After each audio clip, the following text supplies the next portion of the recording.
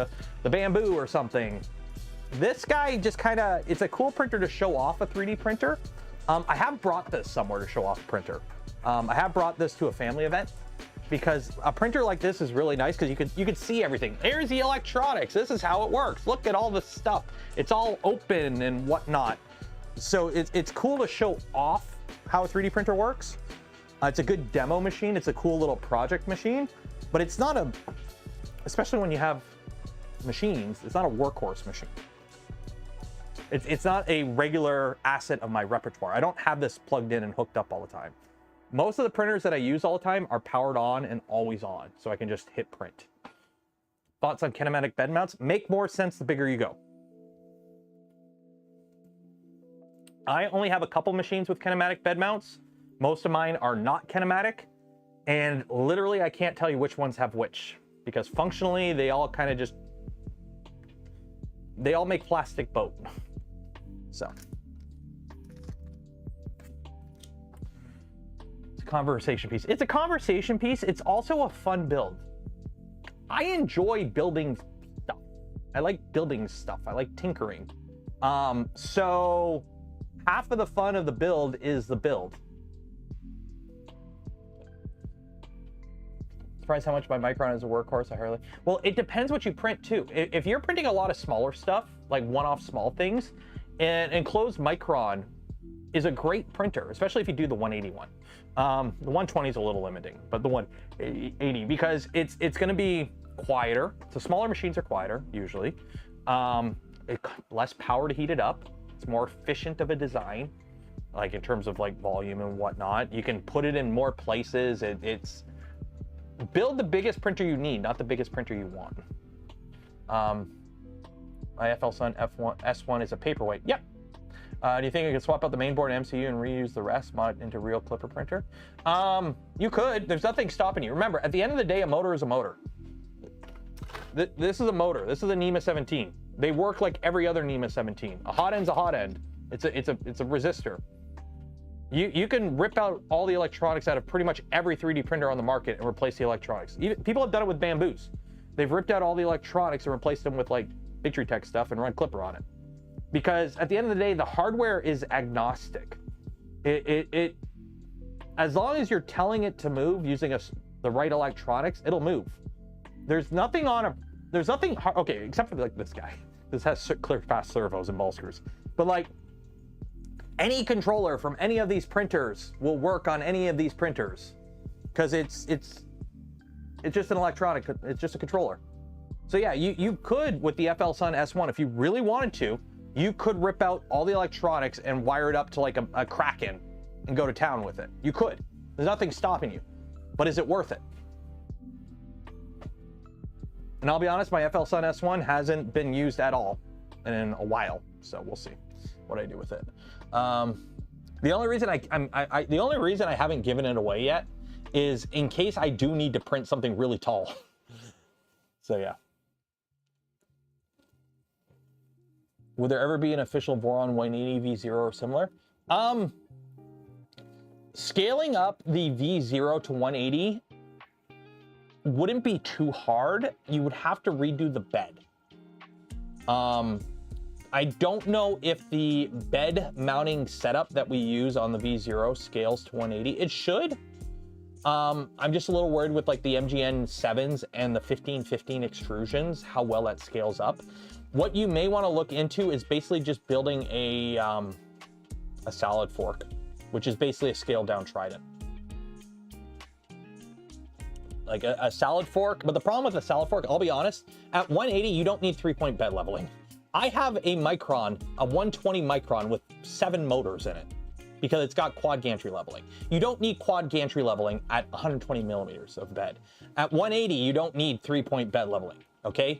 You manually level that stuff and you run a bed mesh that dials it in. Like, let's be honest, that's all you need at 180, okay? You don't need 3-point bed leveling at 180. You don't need the added cost and complexity for a 180 bed. Manually level it with your eyeball and then do a bed mesh and let the bed mesh deal with the rest. That's all you need to do.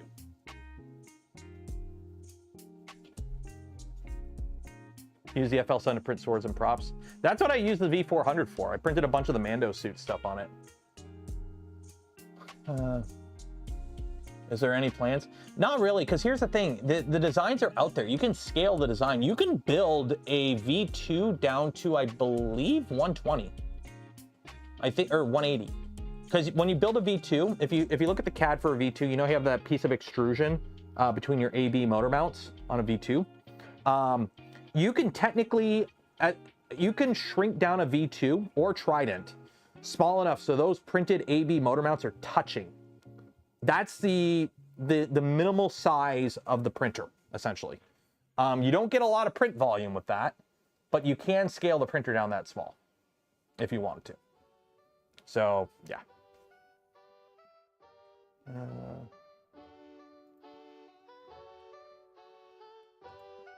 I personally think 180 is a great size for a first printer.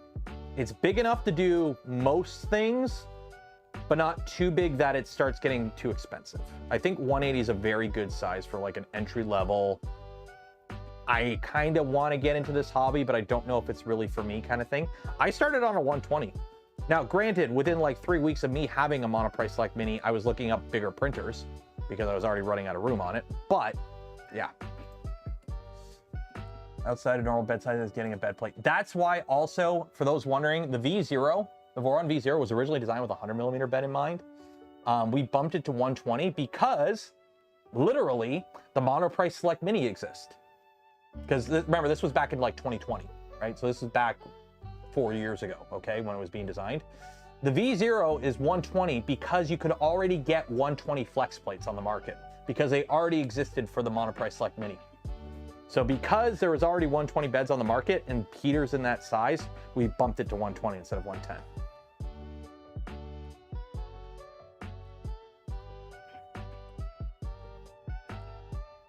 One X speed. Well, what I can do is I can talk really fast. I can't talk really fast. I can't rap. I have a speech impediment and I slur my words already. 180, yeah. Like, what is it? I would love, like, I know Bamboo will never release it. I would love to see the sale numbers compared between the A1 and the A1 Mini. Because when they had their original prices for it, I felt bad for anyone who bought the A1 Mini. Because what was it? The original price for like an A1 Mini was like, what are they now? What are they now? Bamboo Lab. Okay, let me put American prices on here. Printers.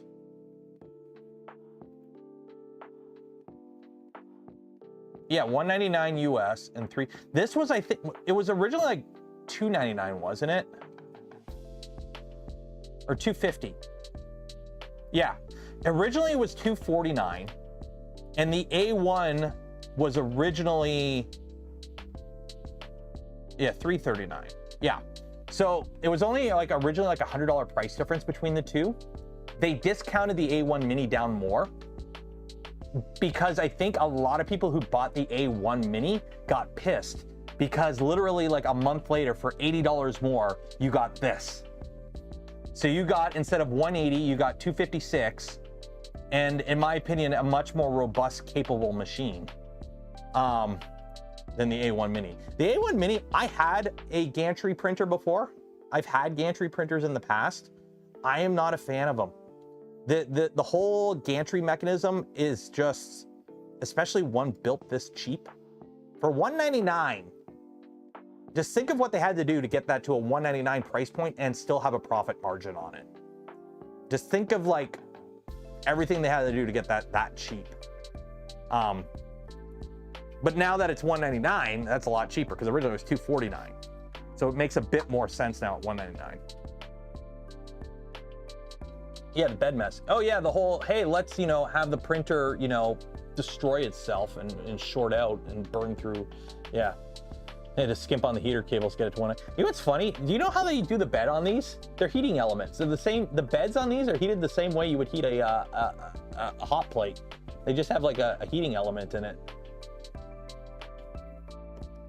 So it doesn't even get like really good even heating on the bed, but it's like the cheapest way to do a bed. Why did I print this with like 40% infill?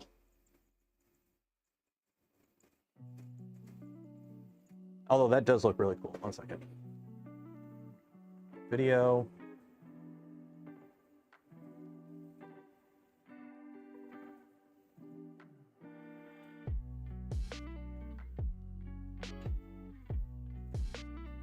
Okay, that does look really cool.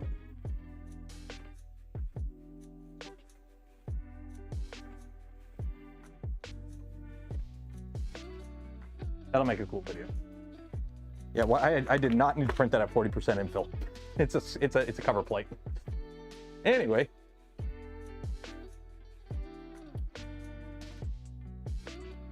And someone on YouTube DIY a printer. Yeah, John did that.